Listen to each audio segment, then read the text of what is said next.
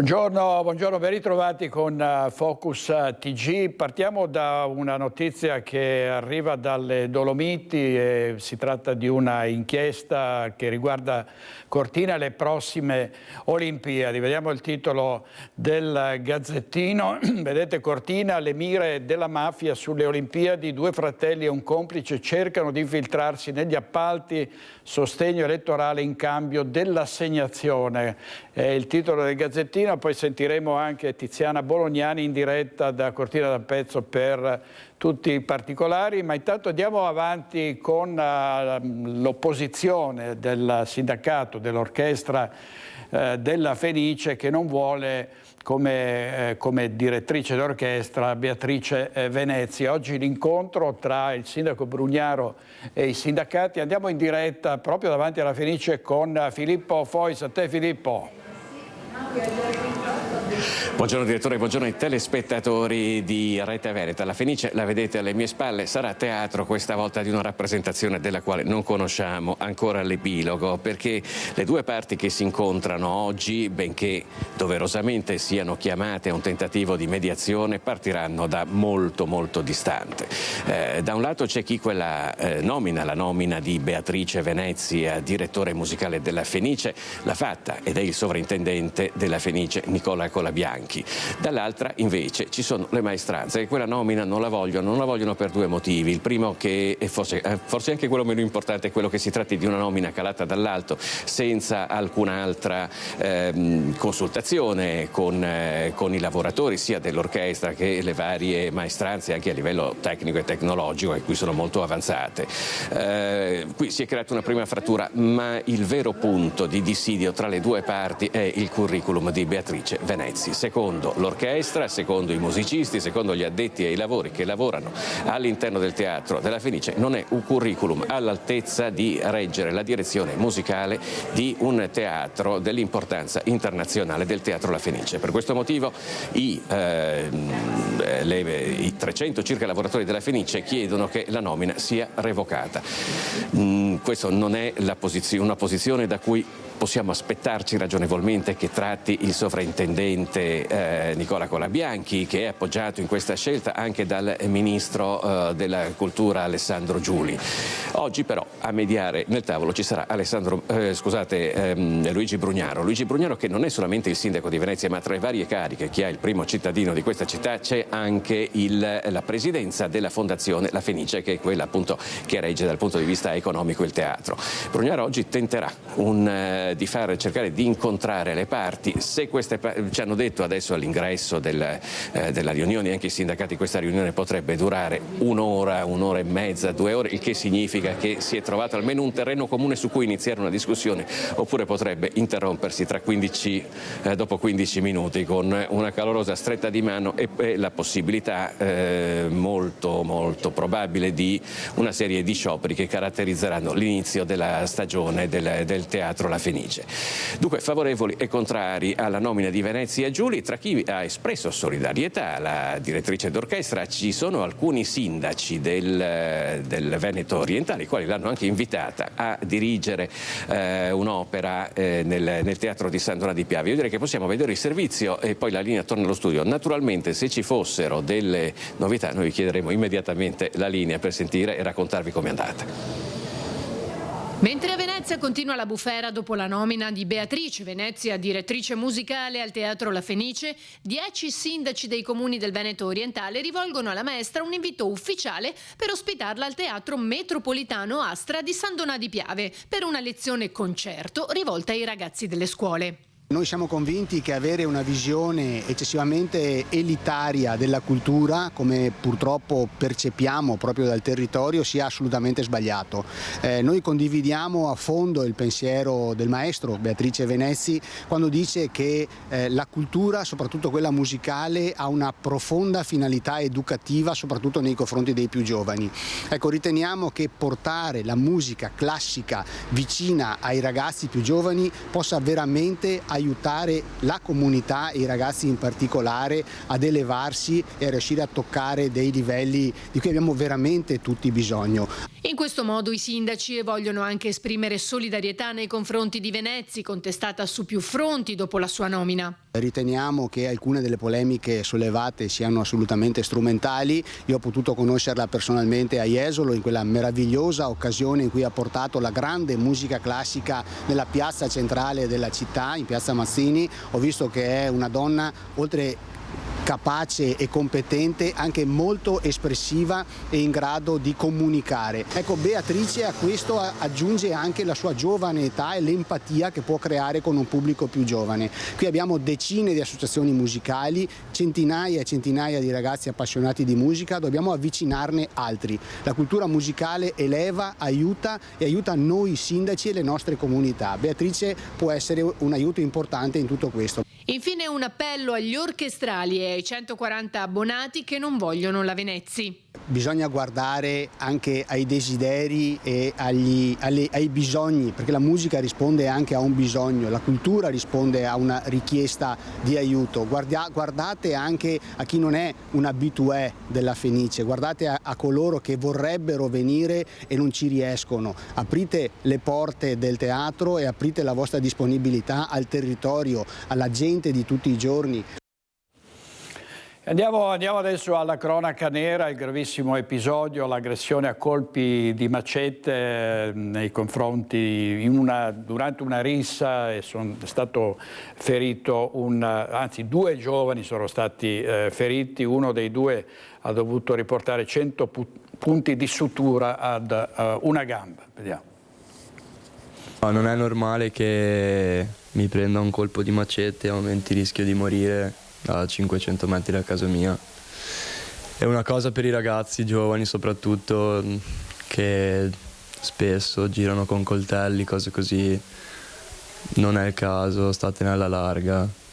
Si rovinano vite. È turbato, provato e soprattutto dolorante per i 100 punti di sutura alla gamba sinistra. Edoardo, 22 anni appena compiuti, è stato vittima assieme ad un amico di un accoltellamento con macete nella serata di domenica 5 ottobre a Casal Serugo. Io e altri miei amici abbiamo avuto una lite con dei ragazzini più piccoli e per noi era praticamente finita lì, ci siamo spostati al bar e hanno chiamato fratelli maggiori, una cosa del genere, amici, e siamo stati aggrediti con un macete. Edoardo si è presto ritrovato in una pozza di sangue con una ferita di 30 centimetri che poteva costargli caro. Un angelo però gli ha salvato la vita. Io ho avuto la fortuna che in quel momento ci fosse, anzi lo ringrazio, Alberto Bettio, un ragazzo della Protezione Civile, che era lì di passaggio e ha visto la situazione, si è affiondato, ha fatto un intervento di primo soccorso e con la cintura ha chiuso, insomma, mi ha stretto la gamba, poteva finire molto peggio. Mi ha salvato la vita. Una situazione che nessun genitore vorrebbe mai vivere. Un film, cioè mi sembrava, è ancora un po' irreale, dobbiamo ancora realizzare anche noi e anch'io ringrazio Alberto Nando, perché mi ha chiamato, cioè quando sono stata avvisata è stato lui un po' a tranquillizzarmi per telefono, anche quando sono arrivata, perché lui ha anche provato a prenderli, ma non ci è riuscito. E cosa posso dire? Che cioè, al giorno d'oggi non si può un ragazzo prendere, uscire, dover pensare a come potersi difendere. Cioè anche lui, quando siamo usciti dal pronto soccorso, mi ha detto: ma io cosa devo fare? Tenermi una spranga in macchina? Sul posto è intervenuto il 118 per soccorrere i 2 giovani, mentre i carabinieri sono al lavoro per risalire all'identità degli aggressori. E ieri sera a Focus c'era l'ex sindaco di Casal Serugo, Elisa Venturini. Sentiamo cosa ha detto al riguardo. E questo da parte di persone tra l'altro che provenivano da un altro paese, altri ragazzi, tra l'altro alcuni di origini tunisine, sì, nordafricane, e questo certo non facilita la convivenza, anzi bisogna incominciare anche a prendere dei provvedimenti e bisogna incominciare anche a fare un controllo del territorio anche più capillare. Le forze dell'ordine ci sono, non vanno contestate, ma anzi vanno sostenute. Da questo punto di vista è uno dei temi fondamentali che deve essere sempre di più affrontato, che è quella della sicurezza urbana. Così Elisa Venturini ieri sera a Focus. Adesso andiamo all'aggressione della giornalista della trasmissione Fuori dal Coro, condotta da Mario Giordano, che è stata aggredita da una baby gang, si chiama Cristina Autore ed è stata colpita da una bottiglia ad una gamba. Sentiamo. Con Fuori dal Coro stiamo girando da 3 giorni a Treviso e nell'Interland per documentare il fenomeno delle cosiddette baby gang. Le abbiamo trovata più di una, e una di queste proprio ieri, diciamo in zona di Piazza Borsa, dove ci sono i porticati, dove si mettono loro di fronte al supermercato PAM, ci hanno aggredito con il lancio di bottiglie. Una di queste mi ha colpito violentemente al ginocchio sinistro, provocandomi una contusione, e fortunatamente non si è rotto il ginocchio con una violenza inaudita. Giovani, 7 o 8 in tutto, che prima hanno iniziato ad insultare la troupe, poi sono passati alle vie di fatto, hanno lanciato contro giornalisti e operatori bottiglie di vetro. Stavamo intervistando 2 di ragazzi che avevamo già incontrato 2 giorni prima alle fiere di San Luca e ci avevano urlato di tutto, i vari vaffa. E poi ci avevano detto anche free baby gang, free baby gang.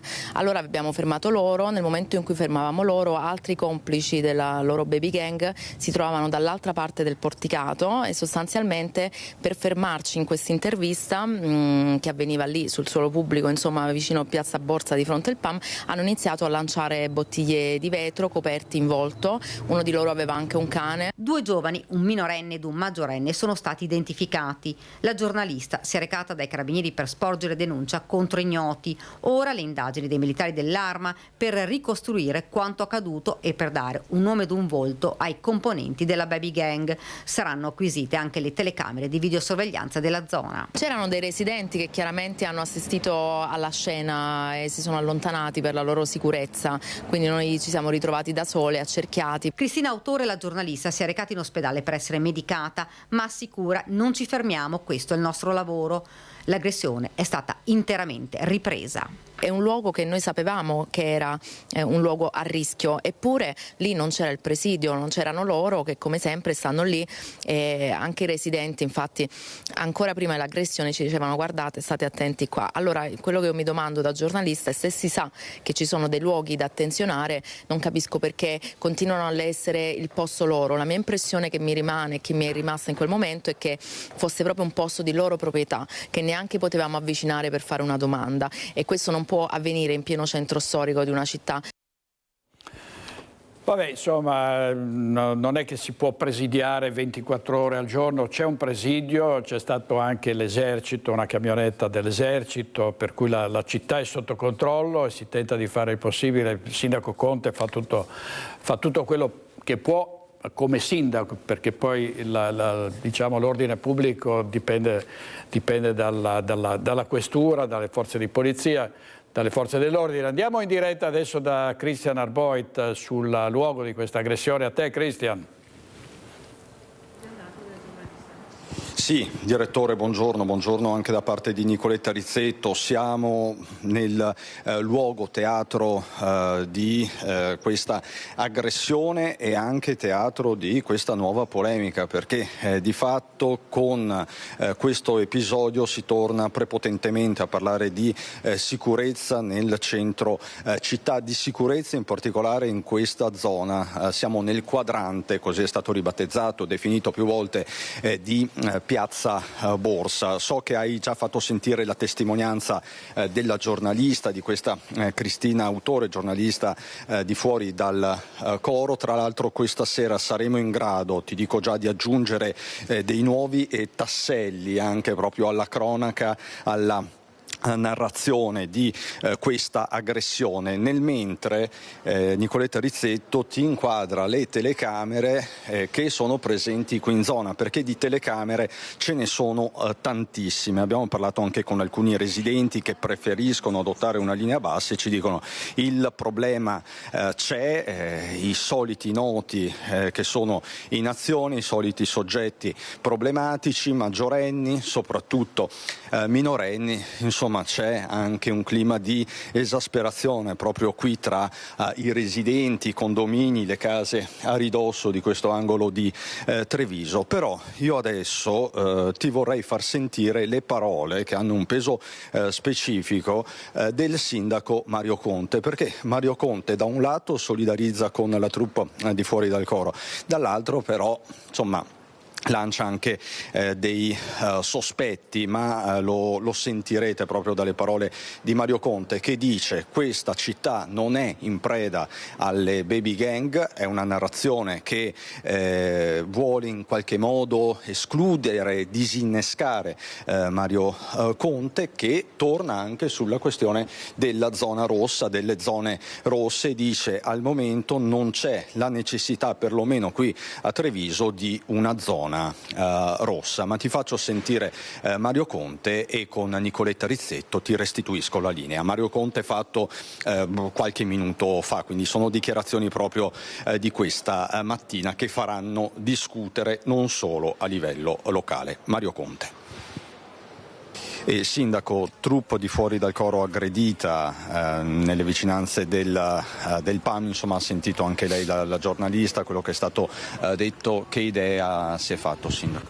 Mi sto confrontando in queste ore con le forze dell'ordine che sono intervenute. Voglio approfondire ovviamente l'episodio, che è certamente spiacevole da condannare.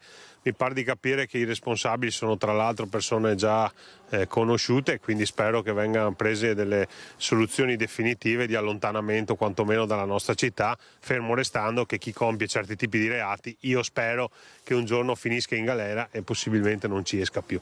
Però evidentemente in questo paese funziona così. Sono dispiaciuto ovviamente per l'episodio e porto la mia vicinanza alla giornalista. Quindi che ci siano stati magari degli atteggiamenti provocatori, mi pare di capire così tra le righe, da parte della troupe. Questo non sono in grado di dirvelo. So che da tanti mesi non succedeva niente in questa città, arriva una troupe di una televisione, di una TV nazionale e succede l'aggressione. Ogni volta che arrivano in città succede qualcosa, voglio dire, era da tanti mesi che non succedeva nulla e questo è un dato di fatto. Parlerò con le forze dell'ordine appunto per capire nel dettaglio cosa è successo. Ovvio che il lancio della bottiglia e l'aggressione sono episodi, sono fatti gravi che devono essere condannati. I ragazzi sono stati già identificati e denunciati e quindi pagheranno per quello che hanno fatto. Senta, ma quella zona è in preda alle baby gang, sì o no? Secondo me no. Questo non significa sottovalutare il problema, significa aver rafforzato i controlli, aver lavorato costantemente anche con i commercianti, con i residenti, aver portato lì per esempio il progetto dei giardini di Sant'Andrea. Ovvio che episodi come questo richiamano tutti ancora maggiore attenzione, però parlare di Treviso in preda alle baby gang francamente non lo trovo corretto, e soprattutto non lo trovo corretto nei confronti delle forze dell'ordine che stanno facendo un lavoro impressionante. Lei auspica una nuova zona rossa, abbiamo visto la sperimentazione a giugno, se ne parla, se ne riparlerà, sarà ripresa in mano? È successo un episodio e non deve essere l'elemento che deve riaprire il dibattito sulla zona rossa. Da quando è stata istituita la zona rossa e da quando poi è stata anche sospesa non c'è stata più nessuna chiamata richiesta di intervento, quindi l'esperimento ha funzionato. Sono i professionisti della sicurezza che devono dirmi se serve reintrodurre o meno la zona rossa. Per quanto ci riguarda, in base alle segnalazioni dei cittadini, non credo che in questo momento serva, perché ripeto, sono state azzerate le richieste di intervento da parte delle forze dell'ordine al netto di questo episodio, che fatalità è successo in corrispondenza della presenza della troupe di Fuori dal Coro. Vorrei anche dire ai colleghi delle televisioni nazionali che vengono catapultati spesso nel Veneto, spesso dopo essersi occupati magari di cronaca rosa, di gossip, che bisogna saper gestire queste situazioni attentamente.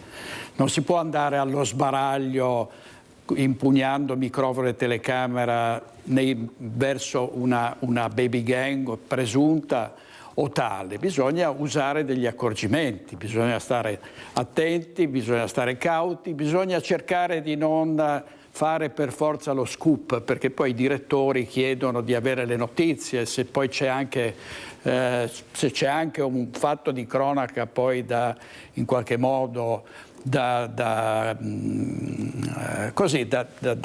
cavalcare in qualche modo, allora nelle reti nazionali sono contenti, Treviso, città violenta, e quindi bisogna anche saper fare questo mestiere. Chissà come mai noi non siamo mai aggrediti, perché sappiamo fare questo mestiere, diamo conto di tutto quello che succede, riprendiamo i responsabili di queste gesta, ma senza scatenare dei fatti di cronaca come quelli che poi hanno appunto vissuto sulla propria pelle coloro che componevano la troupe di fuori dal coro. E si fa anche molto per cercare di prevenire questi episodi e anche per portare sulla buona strada questi ragazzi. C'è il progetto 118 educativo, proprio per recuperare i giovani violenti che non rispettano le regole. A spiegarcelo Francesco Benazzi, direttore generale dell'ULSS 2 Marca Trevigiana, che parla dell'aggressione alla troupe. Truppa aggredita, insultata e minacciata da giovanissimi, episodi gravi che devono far riflettere. Fanno riflettere perché le aggressioni alle persone comunque sono cose da non fare assolutamente. In particolare per chi fa un servizio per il pubblico, cioè il giornalista, che quindi mette in luce delle situazioni, è veramente una cosa, direi, assurda e infelice. Su questo noi con la prefettura, col signor prefetto, con il questore e la dottoressa Simone abbiamo messo in piedi, con ovviamente i nostri operatori che ringrazio sempre, i nostri con gli assistenti sociali e con gli educatori, il 118 educativo, cioè è iniziato questa settimana dove situazioni come questa cercheremo di, grazie alla questura e alla prefettura, di agganciare questi giovani un po' troppo aggressivi per cercare di aiutarli a superare, ecco, questo modo di fare che è un modo di fare fuori da tutte le regole. Noi speriamo di riuscire a farlo perché partiamo anche dal presupposto che ogni persona è recuperabile. È chiaro che se dopo uno non vuole essere recuperabile, allora le strade sono un'altra, sono quelle del carcere o di altre situazioni ovviamente che non dipendono più da noi. Giovani che saranno intercettati e invitati ad aderire al progetto partito proprio questa settimana. Noi avremo queste segnalazioni dalla questura in raccordo ovviamente col comune di Treviso, con gli altri comuni, vedremo se riusciremo a fare questa azione di recupero. Comunque ribadisco, i giornalisti sono come gli operatori sanitari, cioè lavorano per la comunità, ecco, e quindi vanno rispettati proprio per il lavoro che fanno. Giustamente vanno rispettati, ma devono anche seguire le regole della buona informazione, soprattutto in luoghi in cui la violenza è latente, in cui ci possono essere episodi come quello della troupe di fuori dal coro. Un minorenne a Malo è finito nei guai, è stato trovato dai carabinieri a bordo di un'auto rubata in possesso di droga. Tra involucri del peso complessivo di 40 grammi contenenti hashish sono stati ritrovati dai carabinieri a Malo nell'abitacolo di un'automobile con a bordo un minorenne. I militari erano sulle tracce della vettura da qualche giorno a seguito della denuncia di furto dei proprietari. Il veicolo è stato infine individuato domenica in sosta in un parcheggio del centro. Il ragazzo seduto all'interno, che è stato trovato in possesso anche di uno spinello, non ha dato spiegazioni sulla sua presenza in un'auto rubata. Il veicolo, dopo la perquisizione, è stato restituito ai legittimi proprietari. Il giovane è stato denunciato alla procura presso il Tribunale per i minori di Venezia, accusato di ricettazione e spaccio di stupefacenti. Servizio di Daniele Garbin. Nella bufera una consigliera del comune di San Zenone degli Ezzelini che ha postato un like al 7 ottobre, la giornata ricordata ieri della strage nei kibbutz ad opera dei terroristi di Hamas. Andiamo a San Zenone degli Ezzelini in diretta da Vanessa Banzato. A te, Vanessa. Buongiorno a te direttore e a tutte le persone che ci stanno seguendo. Sì, siamo a San Zenone, proprio in comune, ed è scoppiata una vera e propria bufera per un like che avrebbe lasciato la consigliera Sara Masaro in un sito, adesso non so come si dice esattamente, su Instagram, su un post che però andava ad inneggiare l'orrore del 7 ottobre, quel 7 ottobre del 2023, lo ricordiamo, dove ci fu una vera e propria strage da parte dei palestinesi. Questo gruppo, fantomatico gruppo Giovani Palestinesi Bologna, dove appunto sarebbe spuntato questo post, e soprattutto c'è un dubbio, sindaco, come il sindaco di San Zenone Fabio Marin, relativo proprio al perché la consigliera Masaro abbia messo questo like al post. Ci sono tanti dubbi, perché lei si è scusata, lei ha detto che assolutamente non avrebbe voluto mai e poi mai avrebbe pensato di mettere un like ad una ricorrenza che ricorda semplicemente strage, orrore e odio.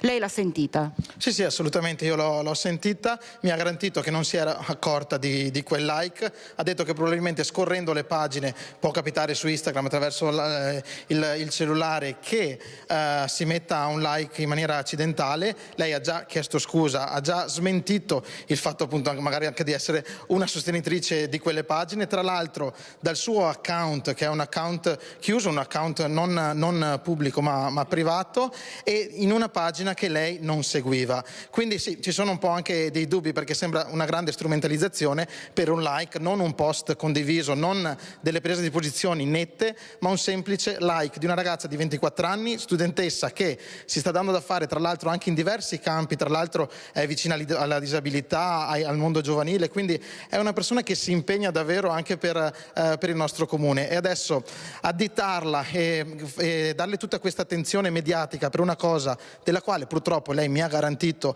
non si è accorta, mi sembra davvero assurdo, e mi vengono anche tanti dubbi, perché è un periodo questo strano, e quindi che arrivino proprio delle segnalazioni in comune proprio nel momento in cui magari il nostro comune è sotto i riflettori. Perché abbiamo vinto una causa risarcitoria molto importante contro la Regione del Veneto, perché tra l'altro è uscita anche da poco la mia candidatura alle elezioni regionali, e tanti altri aspetti, che ci arrivi proprio ieri una mail anonima, tra l'altro con un nome fasullo, da un indirizzo email non rintracciabile, di quelli con registrazione del dominio in Svizzera, per farvi capire di cosa stiamo parlando. Mi sembra che dietro a tutto questo non ci sia la colpa di una consigliera, ma ci sia una grande strumentalizzazione. Tra l'altro tutto uscito in pochissimo tempo. Assolutamente, tutto uscito in pochissimo tempo. Il documento, tra l'altro, che ci è arrivato parlava di un documento collaborativo, ma un documento che è stato mandato a tutti i media. Allora, partendo dal fatto che noi assolutamente siamo contro ogni forma di violenza, tutta la nostra amministrazione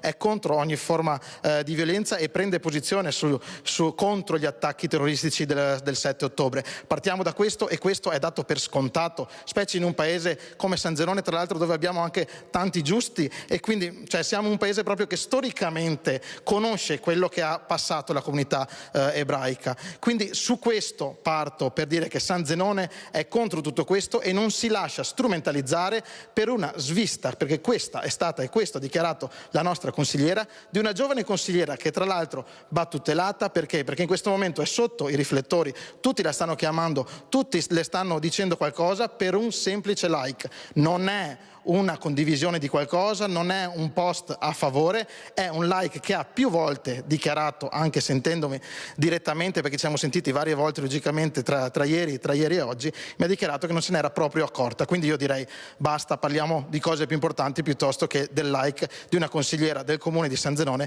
che invece si dà da fare su tante altre cose a favore dei più deboli. Ecco, al proposito, direttore, chiedo alla regia se può mandare proprio le dichiarazioni che ha rilasciato la consigliera Sara Masaro proprio in merito a questa delicatissima questione.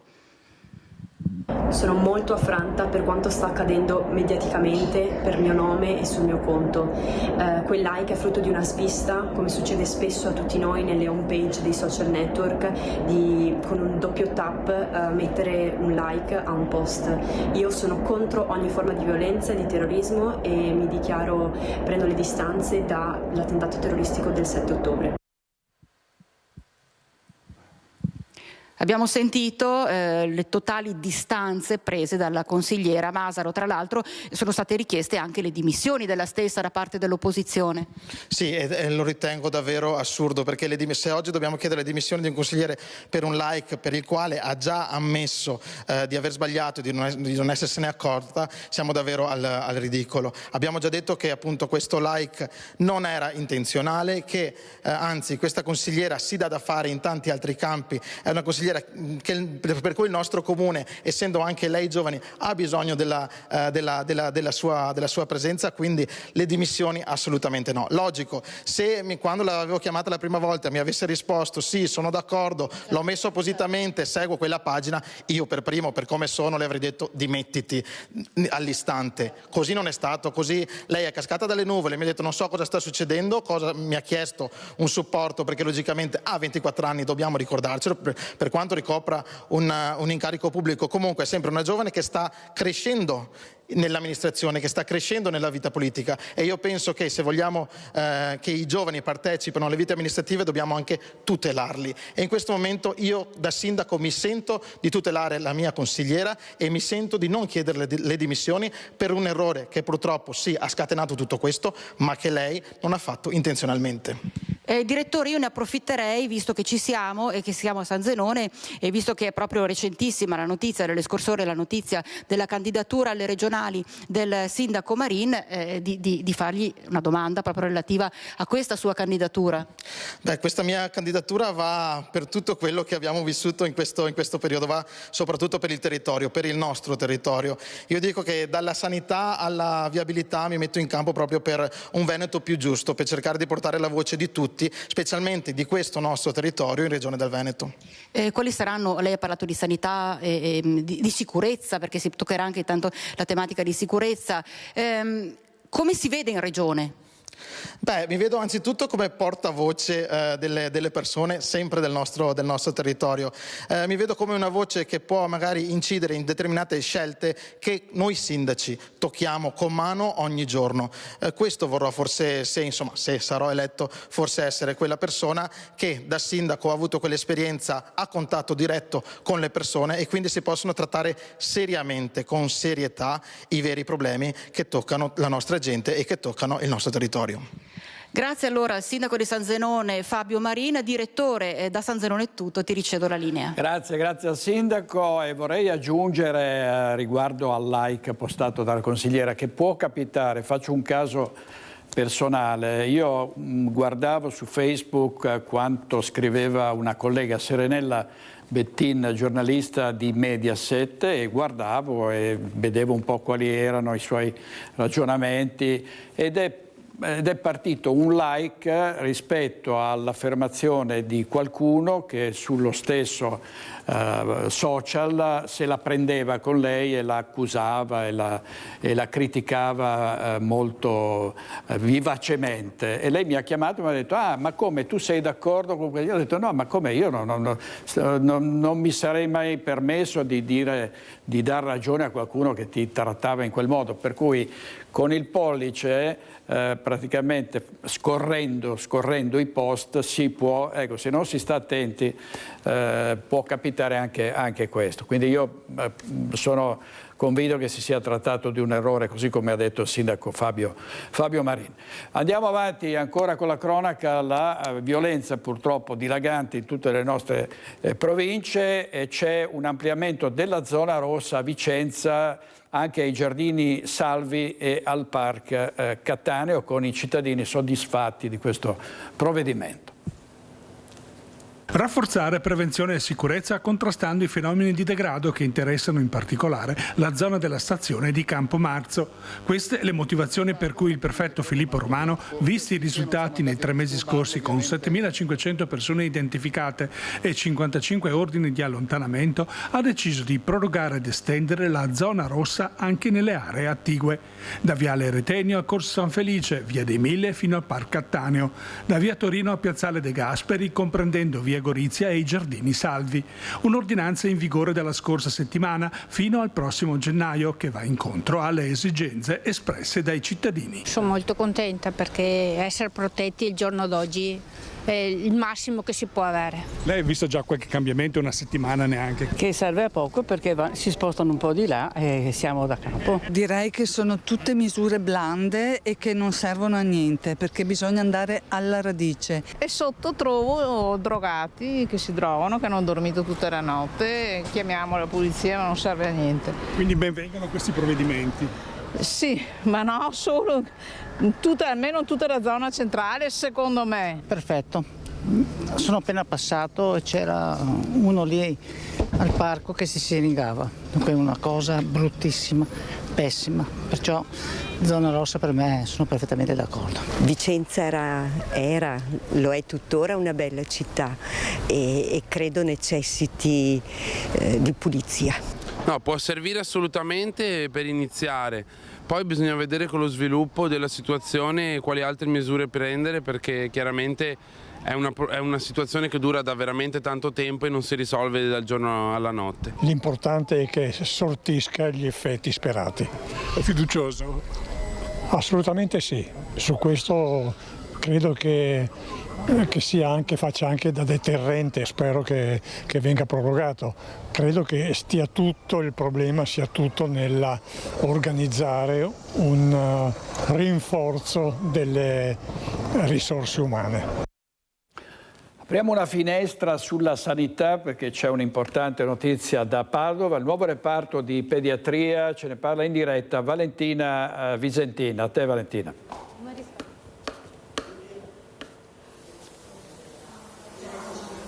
Sì, buongiorno dall'interno della nuova pediatria di Padova, anzi della nuova pediatria del Veneto, perché questo è il messaggio che è stato lanciato oggi per la consegna, per la presentazione di questo nuovo ospedale dedicato ai bambini di tutto il Veneto, un'opera che Padova attendeva da tantissimi anni, se ne è discusso per decenni e finalmente il progetto nel 2017 ha subito un'accelerazione, nel 2019 l'abbattimento della palazzina di pneumologia dove poi è sorta questo grande ospedale, 8 piani con tutti i reparti necessari, 155 posti letto, stanze per i caregiver, un'opera da oltre 107 milioni di euro e 15 milioni di euro solo per gli arredi. Qui con me c'è il professor Giorgio Perilongo, pediatra, ex direttore del Dipartimento del Polo della Salute della Mamma e del Bambino, che è andato in pensione proprio il 30 settembre del 2025, giorno in cui l'opera si è conclusa, ma che per tanto tempo ha seguito personalmente e richiesto a gran voce questo ospedale per i bambini, per i suoi pazienti. Beh sì, per noi oggi non solo abbiamo inaugurato ovviamente una nuova palazzina, ma abbiamo festeggiato il raggiungimento di un obiettivo che rincorrevamo da anni. Questo ovviamente grazie al comitare di tante forze, ovviamente delle istituzioni, della regione, dell'università, della città di Padova e sicuramente dei direttori generali che sono seguiti in questo momento. Era un ospedale di cui i bambini avevano bisogno. Voglio darvi un senso, l'ospedale dove siamo oggi e ci trasferiremo domani, ma dove siamo oggi è stato un ospedale inaugurato nel 1956 e per dare il senso della distanza da allora ad oggi in tutti i sensi vi ricordo che le mamme all'epoca non erano ammesse, sono state ammesse nella palazzina della pediatria solo nel 1974, questo per dire quanto ormai era fuori dai tempi la struttura in cui abitavamo e per dire quanta necessità c'era di questa struttura. Avete scelto il nome di questa nuova pediatria, la nuova pediatria del Veneto, Salus Pueri, e nel nome la mission. Sì, innanzitutto perché il nome? Perché noi vogliamo far sentire l'ospedale proprietà della gente. La gente sente le cose sue e se le può chiamare per nome, da cui la ricerca del nome. Il nome Salus Pueri perché ha 4 connotati. 1, perché sembra essere è un inno alla salute. 2, traduce quella che è la missione dell'ospedale, la salute dei bambini. 3, è un obiettivo che ci riunisce tutti. 4, dal sapore un po' aristocratico Salus Pueri è perché vogliamo far cogliere quella che è la radice culturale valoriale che deriva da noi dall'essere anche parte dell'università e dai suoi 800 e più anni di storia. La salute del bambino al centro, ma anche il benessere psicologico con degli spazi più umani, più a dimensione di bambino alle nostre spalle. Lo sta inquadrando in questo momento il nostro collega Federico Cibotto, quelli che sono gli arredi pensati proprio per i bambini, per concepire l'ospedale anche come un'area di gioco. Allora, perché un ospedale pediatrico? Non solo per ci lavorano gli specialisti, ma perché tutto è in funzione del bambino e dell'unità che è indissolubile del bambino con la sua famiglia, che vuol dire creare un ambiente in termini di relazioni umane, di clima, ma anche di soluzioni architettoniche e di arredi che sia in funzione del bambino. Questo è l'approccio per una cura globale, la ricerca del bello, che già è qualcosa che aiuta ad affrontare il percorso della malattia. Grazie al professor Giorgio Perilongo, lo lasciamo continuare la sua visita di questo nuovo ospedale, dicevamo di 8 piani, e pensate che poi i lavori si sono svolti in 3 anni appena, perché la consegna del cantiere è avvenuta nel marzo del 2022 e si è conclusa, come dicevamo appunto, il 30 settembre del 2025. Oggi la presentazione e l'inaugurazione, dal 16 ottobre già la radiologia funzionante e poi ovviamente il trasloco di tutti i vari reparti. Grande soddisfazione è stata espressa anche dal presidente Luca Zaia, che era presente al taglio del nastro e che ha ricordato come appunto questa sia un'opera non solo per Padova ma per tutto il Veneto, che darà le cure migliori a tutti i bambini anche da fuori regione, e soprattutto con gli specialisti, con l'eccellenza insomma degli specialisti della scuola medica di Padova. L'opera, appunto dicevamo, è costata 107 milioni di euro, finanziata dalla regione. 15 sono stati destinati appunto agli arredi di questa nuova struttura di eccellenza. Dalla nuova pediatria di Padova è tutto, la linea può tornare allo studio. Grazie Valentina Visentini, Federico Cibotto, l'operatore. Da San Zenone degli Ezzelini l'operatore è stato Andrea Benetti poco fa, per la vicenda del like della consigliera comunale al 7 di ottobre. Adesso invece andiamo a Vicenza, perché sono iniziati i lavori della rotatoria sulla strada regionale Padana Superiore. Andiamo da Luisa Bertini. Sì, buongiorno direttore, buongiorno ai nostri telespettatori. Sono in compagnia con i 2 sindaci, rispettivamente Rossella Zatton di Altavella Vicentina e Matteo Forlin di Sovizio, perché qui oggi è stato dato l'avvio ai lavori per la rotatoria sulla strada regionale 11, uno snodo fondamentale per la viabilità e anche molto trafficato, perché collega Vicenza con Verona, e appunto questa rotatoria è stata richiesta dai cittadini e attesa ormai da anni. Il via ai lavori, che entreranno nel vivo a novembre, la conclusione è prevista per il prossimo anno. Esattamente, anche perché l'opera prevede 2 rotatorie, una a questa altezza e una più avanti, più o meno diciamo all'uscita di via Tabernule, davanti alla Dalicani.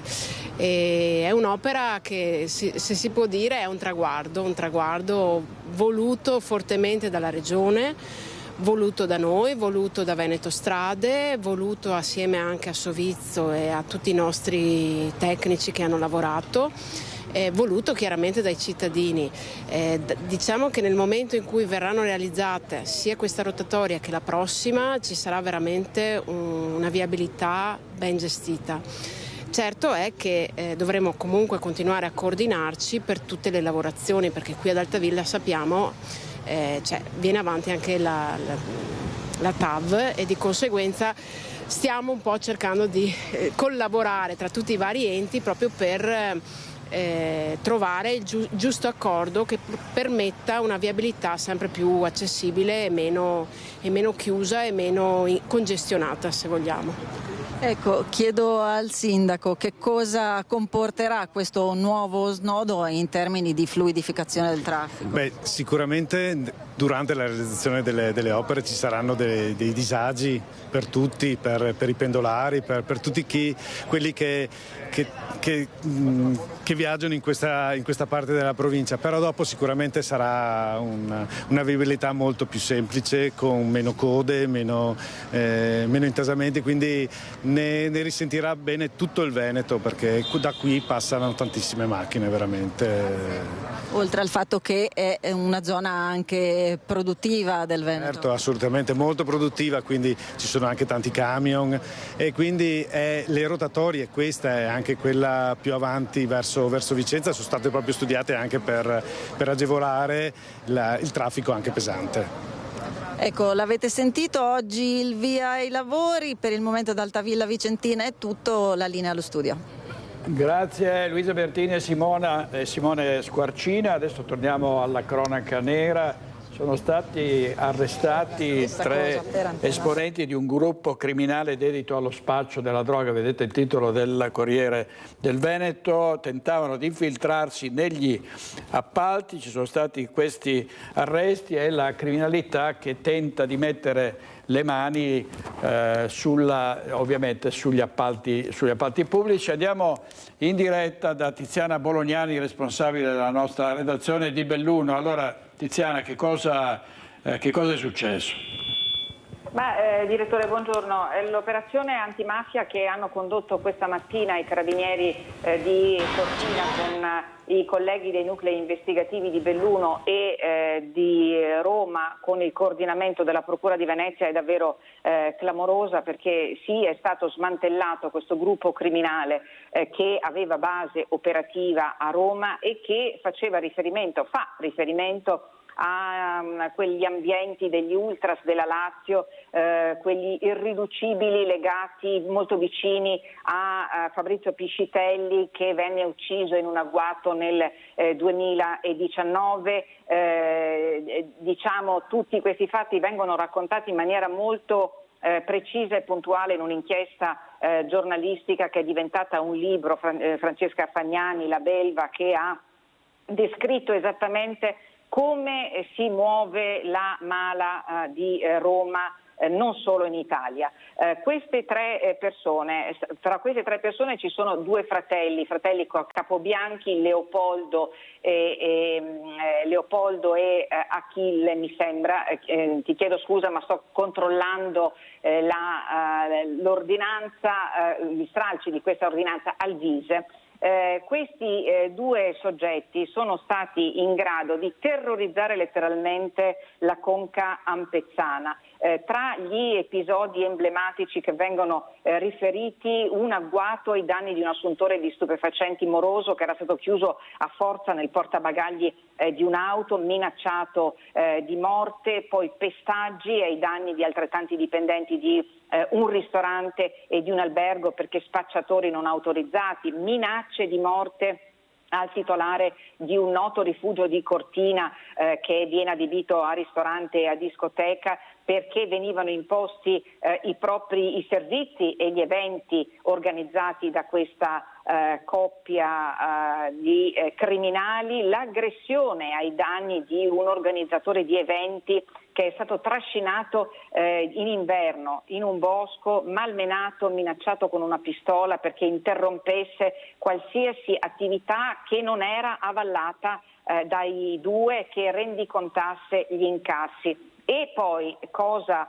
altrettanto grave, la tentata estorsione ai danni dell'assessore del Comune di Cortina Stefano Ghezze. Parliamo di un tentativo di voto di scambio, peraltro non richiesto né accettato da Stefano Ghezze, che è titolare di una nota azienda di legname a Cortina. Un tentativo di avvicinamento a lui e anche con l'estorsione tramite un dipendente di Ghezze, perché organizzasse un incontro con lui. Gli indagati lo hanno costretto a organizzare un incontro tra aprile e maggio 2022, prima delle elezioni, e a Ghezze avevano proposto un voto di scambio in cambio di appalti connessi alle Olimpiadi invernali di Milano Cortina, che non si è mai naturalmente realizzato, e quindi Ghezze, a elezione avvenuta e a conseguimento della nomina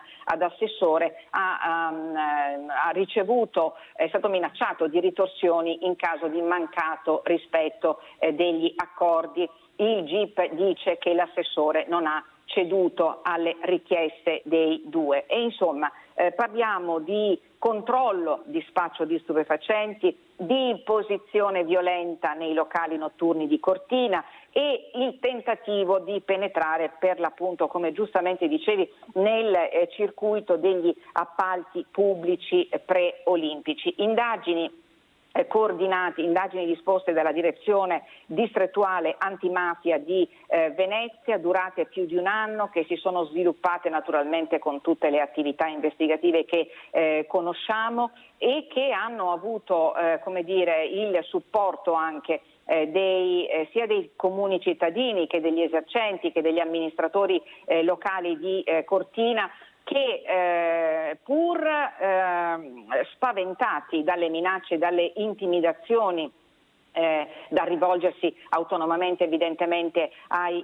carabinieri, quando sono stati convocati hanno riposto fiducia negli investigatori, hanno raccontato che cosa era successo con gli indagati e hanno così agevolato la ricostruzione dei fatti, e a questo punto i carabinieri, gli inquirenti rinnovano l'invito ai cittadini a collaborare con la giustizia, perché le indagini naturalmente sono ancora in corso, il procedimento penale non è conclusa, certo, come si dice oramai la frase è d'uopo, la colpevolezza dei soggetti deve essere accertata con sentenza irrevocabile, ma i fatti riportati nell'ordinanza di custodia cautelare che ha portato all'arresto di queste 3 persone, una di queste peraltro già in carcere, l'altro invece è stato posto ai domiciliari, il terzo ha obbligo di dimora a Roma.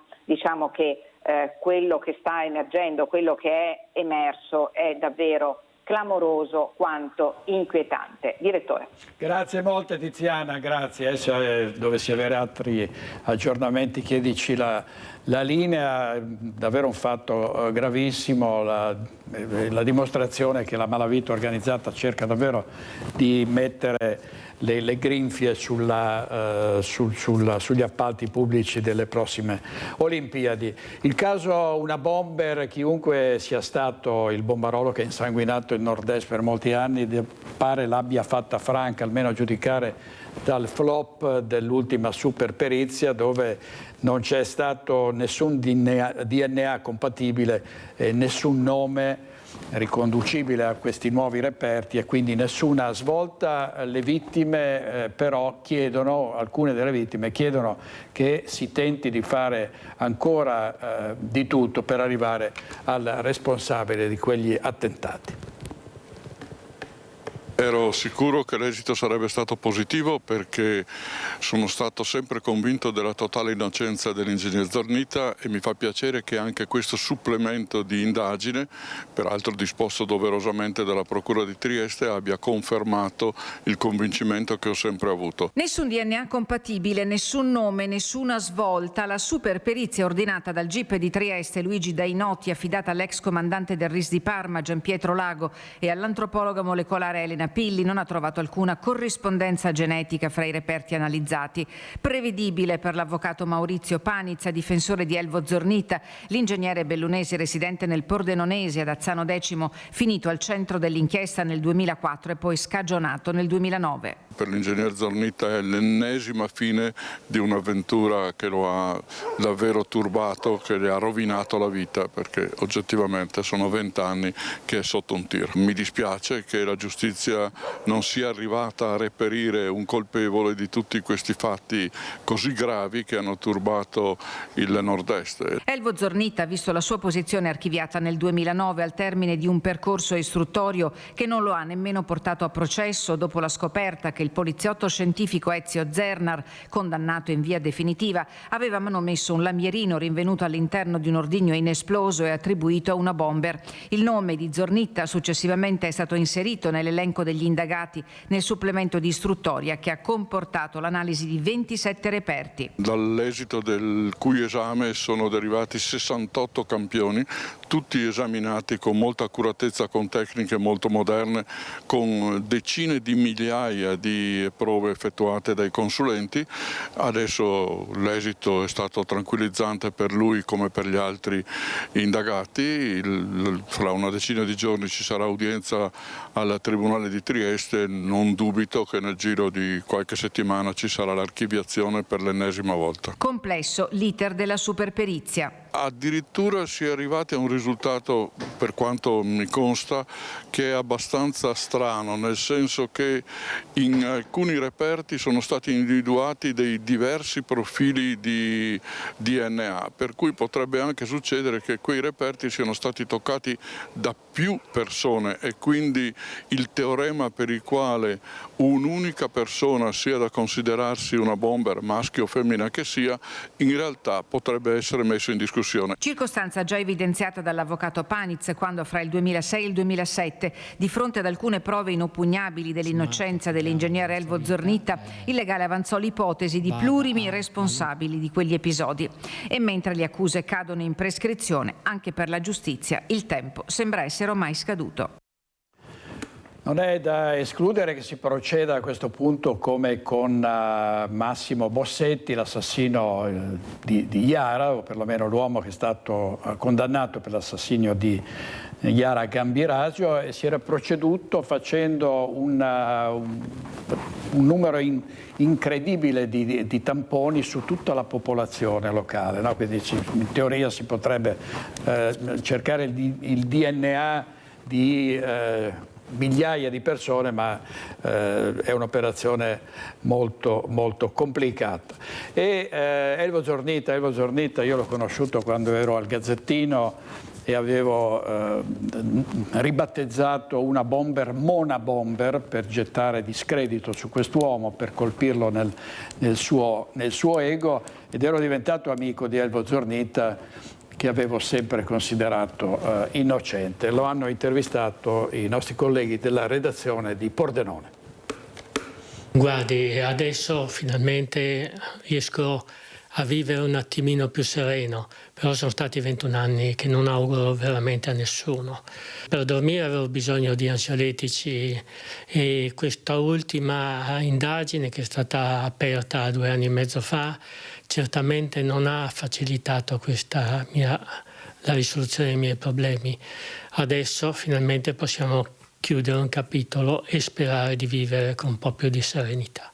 Elvo Zornita rompe così il silenzio dopo i nuovi sviluppi del caso Una Bomber. Dopo l'analisi di 68 reperti genetici provenienti da 27 oggetti, nessuna delle 11 persone coinvolti infatti è risultata compatibile con il materiale biologico e il procedimento sembra avviarsi verso l'archiviazione senza un responsabile. Ripercorrendo oltre 20 anni di difficoltà, l'ingegnere ricorda il peso di un'accusa che ha cambiato la sua vita. C'è stato un periodo nel 2006 in cui aspettavo solo che venissero per mettermi in prigione, quindi sì, ci sono stati periodi veramente difficili, veramente bui.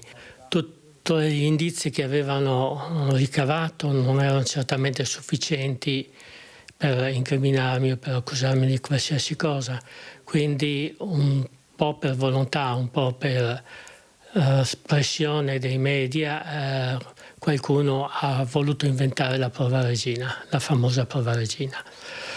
E questo certamente è andato a distruggere la mia vita, la mia famiglia e ha distrutto contemporaneamente anche il proseguo delle indagini, che non sono state più svolte a tutto campo ma solo indirizzate alla mia persona.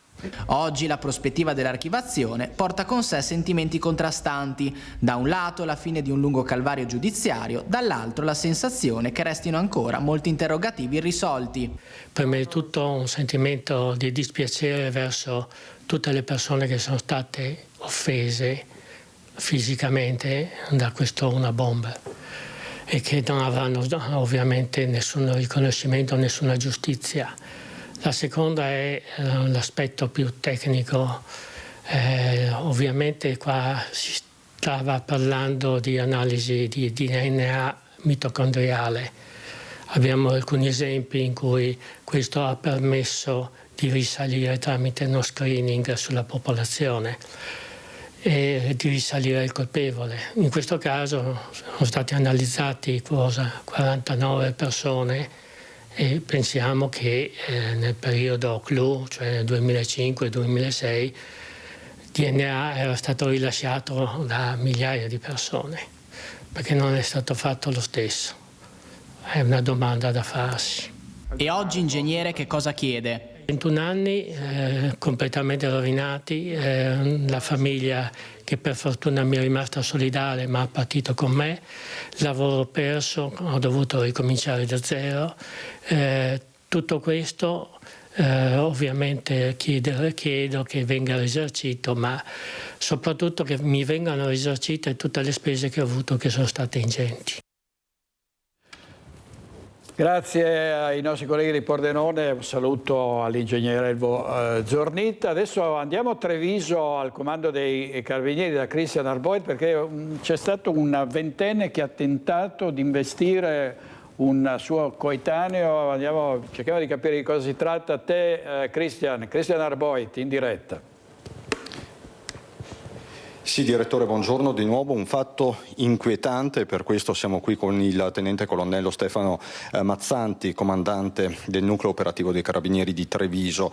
Un fatto inquietante che ci riporta alla notte tra domenica e lunedì in via Fontane, dove un 18enne alla guida della propria Mini Cooper avrebbe tentato di investire per ben 2 volte un ventenne che si trovava a piedi. Quindi un tentativo di investire questo ragazzo, questo coetaneo. Voi state facendo luce proprio su questo episodio, che appunto è un episodio insomma particolarmente sconcertante, comandante. Sì, allora l'episodio, come doverosamente dobbiamo dire, è ancora in fase di accertamento, quindi dobbiamo approfondire alcuni aspetti che poi possono anche interferire con la qualificazione giuridica del reato. Al momento si tratta appunto di un ragazzo di 20 anni che stava rientrando a casa dopo essere stato in un locale lì vicino, in via Fontane, e che ha denunciato di essere stato di aver subito un tentativo di investimento da parte di una macchina per ben 2 volte. I motivi al momento non sono chiari. Attraverso l'analisi delle telecamere, quindi dei filmati di videosorveglianza, e soprattutto attraverso lo specchietto retrovisore che l'auto aveva perso in uno dei 2 tentativi, siamo riusciti a risalire a un soggetto. L'auto tra l'altro corrisponde a quella che si vede nei filmati e che il ragazzo ha confermato essere una Mini Cooper, corrisponde appunto all'auto che abbiamo visionato, che presenta dei segni di contatto dell'auto con appunto la staccionata, e abbiamo riferito all'autorità giudiziaria il fatto e attendiamo le valutazioni. Quindi in meno di 24 ore siete riusciti a risalire a questo 18enne. Parliamo chiaramente di un neopatentato senza precedenti penali specifici, senza precedenti di polizia. Su questo non possiamo dire altro, nel senso che stiamo ancora facendo approfondimenti, perché sembra che i 2 non si conoscessero, perlomeno la vittima ha detto di non riconoscere il soggetto, per cui su questo ancora dobbiamo verificare il movente soprattutto e le circostanze in cui è avvenuto il fatto. La vittima si sarebbe anche buttata in un fosso per scappare a questo tentativo di investimento, corrisponde al vero? Sì, un ragazzo che ha riferito di aver schivato per ben 2 volte quest'auto, e a questo proposito sarebbe buttato in un fosso al lato della strada e si sarebbe procurato delle lesioni con pochi giorni di prognosi. Quindi adesso, dopo aver in qualche modo appurato, acclarato l'elemento oggettivo, la dinamica, vi state concentrando sull'elemento soggettivo, sull'eventuale movente, quindi capire, magari i 2 non si conoscevano ma magari si erano incrociati poco prima in un locale, insomma tutte le ipotesi immagino siano sul tavolo. Sì, ripeto, adesso va approfondito tutto il contesto, perché da quello poi può discendere una qualificazione diversa del reato rispetto a quello che il pubblico ministero ha fatto nella prima istanza. Che è di lesioni aggravate al momento. Sì signor, al momento le lesioni aggravate. Grazie comandante Mazzanti come sempre per la disponibilità, quindi è un mosaico che in questo momento i carabinieri dell'Arma stanno componendo, ma insomma particolarmente inquietante, come ti dicevo direttore in apertura di questo collegamento. Per il momento dal comando di via Cornarotta è tutto, con Nicoletta Rizzetto ti restituisco la linea. Grazie a Cristiano Arboe, Nicoletta Rizzetto, al tenente colonnello Mazzanti. Adesso andiamo in pubblicità con Italo Morao, Alberto Pivetta e in incognito il Deus ex machina di Focus TG, Andrea Basso. A tra poco, torniamo subito.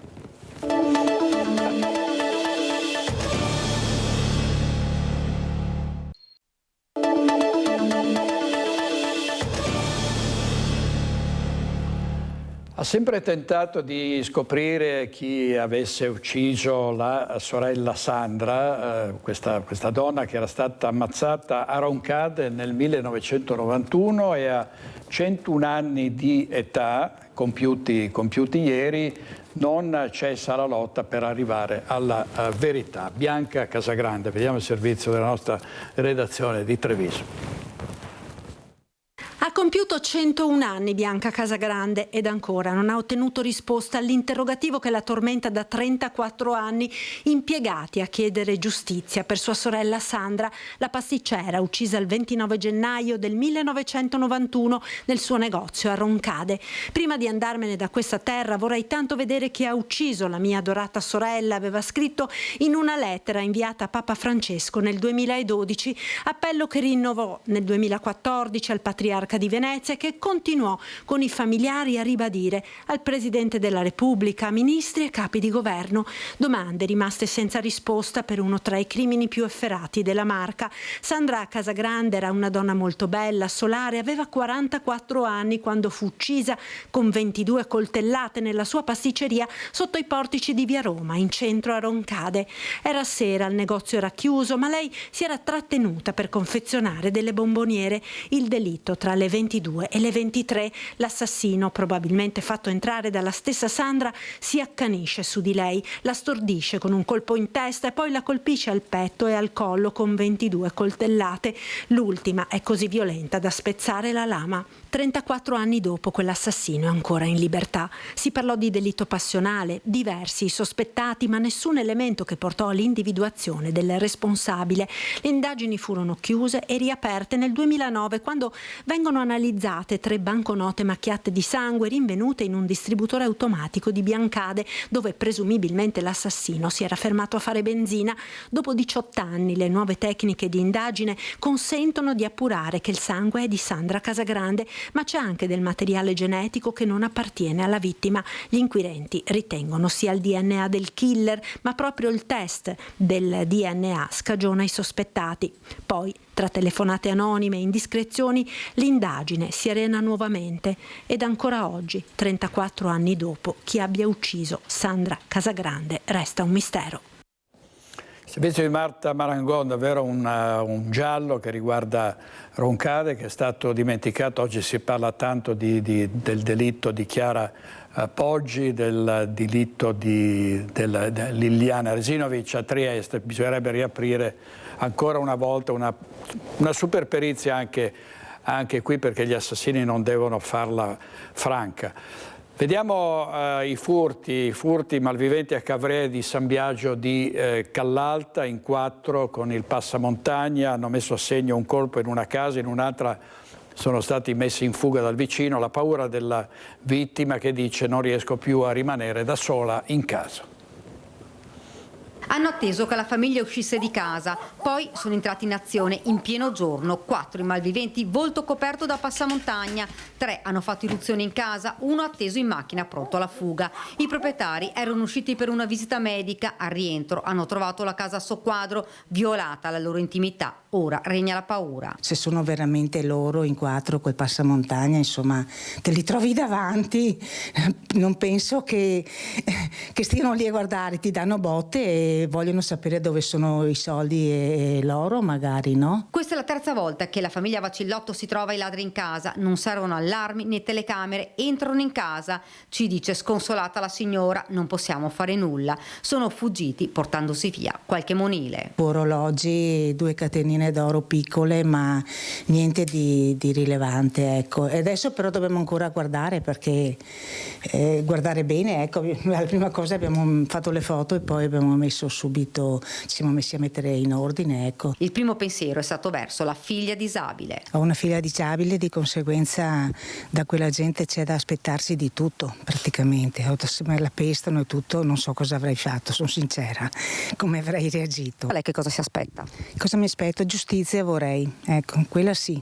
Ci terrei proprio che la polizia, carabinieri avessero più potere in mano e che il governo glielo potesse dare finalmente, che facessero questa legge benedetta, perché non è possibile che vengano nelle nostre case a violare le nostre intimità e poi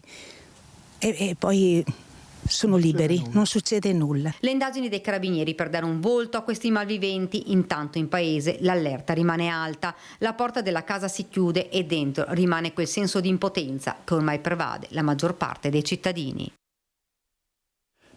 E gli stessi malviventi poco prima avevano tentato di entrare in una villetta, ma erano stati messi in fuga dal vicino di casa. Sentiamo ancora Daniela Sizia. Come apro la porta che ho chiamato e vedo tre incappucciati di nero che escono dalla fiancata. Erano abbassati un po' e sono saliti in macchina e sono partiti in quarta. Mancano pochi minuti alle 12. Gianni Sartori sta rientrando a casa. Mentre apre il cancello nota una macchina parcheggiata vicino alla casa dei suoi vicini. Venivo dalla curva, là vedo sta macchina, sta Mercedes, colore canna fucile, e vedo un uomo dentro che mi ha subito sospettato perché non era una persona. È un attimo capisce che quella persona non è del posto, che si tratta di un estraneo con fare sospetto. Immediatamente comprende che qualcosa non va. Guarda il giardino del vicino e vede 3 complici che sono quasi alla porta, ma il suo intervento è fondamentale. Loro scoperti fuggono. Il timore ora è che possano tornare. Paura, c'è paura perché non sei tranquillo a casa ormai. Questi anche loro mi hanno detto stasera a dormire, vai tranquilla che se sono tornati oggi non tornano subito, magari torneranno, ma comunque vediamo di fare il possibile di aiutarci l'uno l'altro, perché qua siamo 3 famiglie e quindi vediamo sempre di essere a casa qualcuno, insomma. In questo caso il controllo di vicinato ha scongiurato l'ennesimo colpo. A parlare il responsabile del progetto. Diciamo che tutto sommato bene è stato che il controllo di vicinato ha funzionato, perché c'è stato subito un passaparola e la gente, diciamo, nel territorio che segue con il controllo di vicinato ha avuto modo di vigilare e controllare e vedere, perché le segnalazioni sulla macchina sono state fatte da chi fa parte del controllo di vicinato. La polizia di Venezia ha confiscato beni per circa 500.000 euro ad un uomo ritenuto al vertice di una organizzazione dedita al traffico di droga, sequestrati un bar a Mestre e una villa a Favaro Veneto. Su decreto del Tribunale di Venezia, la Polizia di Stato ha confiscato ad un cittadino straniero un patrimonio di circa €500.000 composto da un locale in centro a Mestre, una villa con giardino privato a Favaro, nonché diversi conti correnti ed autovetture di lusso. Il patrimonio era già stato sottoposto ad un sequestro d'urgenza nel giugno 2024 per evitarne la dispersione in attesa del procedimento penale che vedeva l'uomo accusato di trovarsi al vertice di un'organizzazione dedita al traffico di stupefacenti. L'indagine patrimoniale ha consentito di appurare come il patrimonio dell'uomo e della sua compagna risultasse direttamente collegato alle attività illecite del capofamiglia, che rivestiva un ruolo di vertice in uno spaccio di cocaina ed eroina che, oltre a coinvolgere numerosi soggetti, utilizzava il bar di proprietà come base logistica. Su proposta del questore di Venezia, il Tribunale ha disposto nei confronti dell'uomo 4 anni di sorveglianza speciale. Servizio di Filippo Fois. Andiamo a Vicenza per una storia di degrado davanti al centro gruppo pensionati di via Paolo Calvi. La segnalazione è arrivata da un consigliere di quartiere. Degrado a San Pio X. Alcuni senza tetto bivaccano davanti al centro anziani. La segnalazione arriva dal consigliere di quartiere Niccolò Aldighieri. Come consigliere di quartiere segnalo la situazione relativa al centro La Rondine, che ha visto nei mesi passati, ma in particolare nell'ultimo periodo, la presenza di senza tetto che ha creato notevole disagio agli avventori del centro, specialmente i più anziani, che quando la sera magari partecipano a degli eventi conviviali o comunque delle serate che dovrebbero far fronte al problema della socialità per la terza età, si ritrovano col problema di essere spaventati dalla presenza di senza tetto. Gli episodi che vengono riferiti riguardano la presunta richiesta di accedere al centro pensionati da parte dei senza tetto abituati a dormire sotto i portici davanti alla porta del centro di Via Calvi, dove hanno occupato gli spazi dei contatori utilizzati come armadi dove conservare coperte e vivande. Hanno trasformato il sottoportico nelle loro stanze e questo ovviamente ha creato una situazione di degrado che ha disincentivato la presenza di chi è realmente oggetto dei servizi di questo centro, ovvero gli anziani, specialmente nelle fasce serali. Abbiamo interessato il consigliere comunale Francesco Rucco perché faccia pressione sull'amministrazione comunale e abbiamo segnalato a Rete Veneta perché porti attenzione e luce su questi episodi. E noi di Rete Veneta ovviamente diamo voce a questa segnalazione che viene raccolta anche dal consigliere comunale Francesco Rucco. Queste persone hanno occupato degli spazi di competenza della struttura pubblica, occupando i locali contatori in particolare, mettendo coperte, cibi, bevande, ma soprattutto creando appunto delle frizioni con chi frequenta questo centro. La volontà è quella di restituire piena libertà agli anziani di potersi recare in tutta tranquillità e serenità presso questo centro, ma allo stesso tempo dare la possibilità a queste persone, a questi senza tetto, di avere uno spazio all'interno dell'albergo cittadino dove trovare ricovero, soprattutto in vista della stagione più fredda. Noi crediamo che il Comune debba intervenire e debba trovare una soluzione a tutela degli anziani, che sono i veri soggetti che meritano il servizio di questo centro. Questa è la segnalazione e noi ovviamente la porteremo alle autorità competenti. Dunque la questione a San Pio X non finisce qui, ma continua. Servizio di Carlo Alberto Inghilleri, che è il capo della nostra redazione vicentina. Andiamo a Cassola, dove c'è stato un incendio in una carrozzeria ieri notte, ingenti danni, uno dei titolari è rimasto intossicato. È ancora molto scosso Mirko Marin, cotitolare della carrozzeria Marine Bortignon di Via Marini a Cassola, dove nella notte è scoppiato un pauroso incendio. Marin è rimasto intossicato, fortunatamente in maniera lieve, dalle esalazioni di fumo nel tentativo di recuperare gli estintori all'interno del capannone per riuscire a mettere in salvo il salvabile. È stato tenuto in osservazione in ospedale per alcune ore, mentre il fratello è stato controllato sul posto dai sanitari del SUEM 118. Forse un contatto elettrico la causa del rogo divampato attorno alle 3. Le fiamme sono state notate da una vicina che ha avvertito i proprietari dell'attività. È proprio Mirko Marin che fuori dalle telecamere ci racconta come lui e il fratello si siano attivati per cercare di limitare i danni in attesa dell'arrivo dei vigili del fuoco arrivati da Bassano e da Vicenza. Sul posto è necessario anche l'intervento dei tecnici Italgas, visto che una tubatura del gas era stata danneggiata dall'incendio. Sono stati momenti di forte tensione, soprattutto quando i vetri dell'officina sono esplosi per il calore e le fiamme hanno intaccato la legnaia adiacente. Ingenti danni, anche se non è ancora stata quantificata l'entità. Diversi macchinari e le attrezzature ormai inutilizzabili, così come danneggiate anche alcune vetture in riparazione che si trovavano all'interno dello stabile, nonostante i titolari siano riusciti a portare fuori quasi tutti i veicoli che si trovavano nel capannone in fiamme. Sul posto, oltre all'ambulanza, anche i carabinieri di Romano. A Bassano del Grappa la polizia ha denunciato un 18enne trovato in possesso di spray urticante.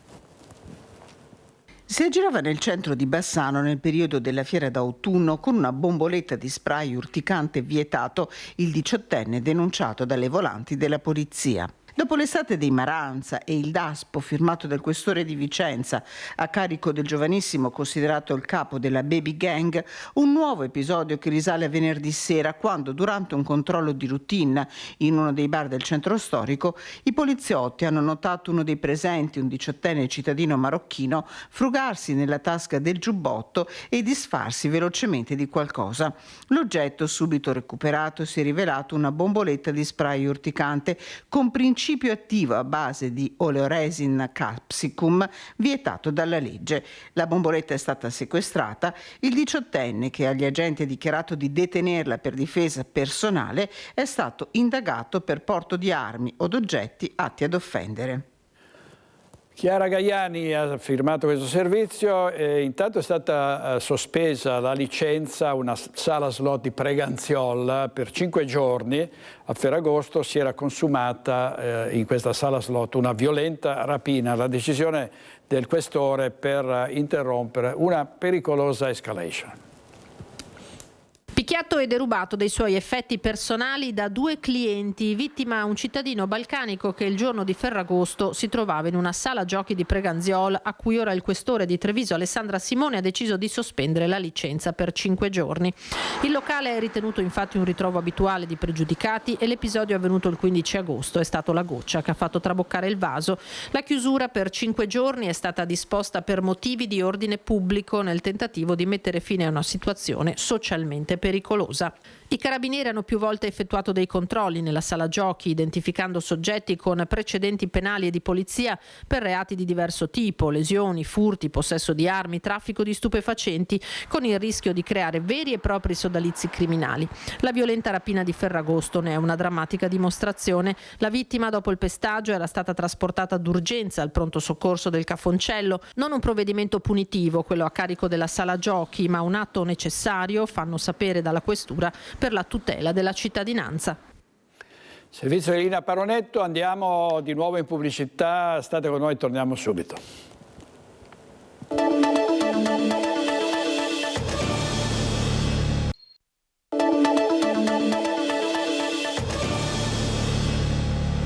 L'intelligenza artificiale entra a scuola con una web appena nata per favorire, una app appena nata per favorire l'inclusione di studenti stranieri o con bisogni educativi speciali. Il progetto sperimentale parte all'Istituto Comprensivo Luigi Coletti di Treviso.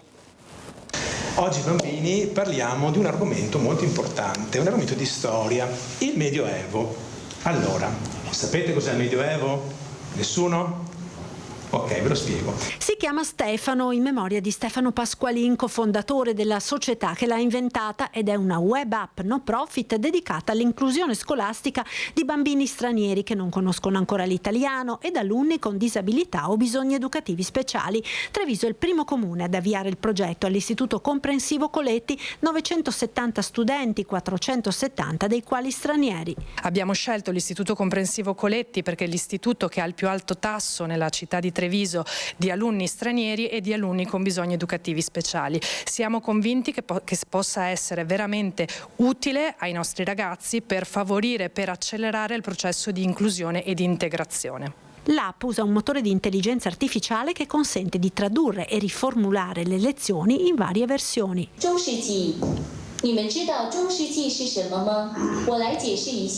E riformula le lezioni tenendo presente la cultura e il contesto scolastico, e riformula quindi la lezione in lingua per un bambino cinese, bengalese, e questa lezione è usufruibile poi anche a casa. Il progetto partirà alle Coletti su 2 gruppi di studenti delle medie, uno di 13 alunni stranieri che ancora non sanno l'italiano, l'altro su 10 ragazzini che presentano disturbi specifici dell'apprendimento. Ci aspettiamo di implementare degli strumenti e delle opportunità didattiche che vanno a completare e amplificare notevolmente la capacità che mettiamo in atto con le varie progettualità sia nel campo dell'alfabetizzazione sia nel rinforzo dei bisogni educativi speciali per realizzare una vera e propria inclusione.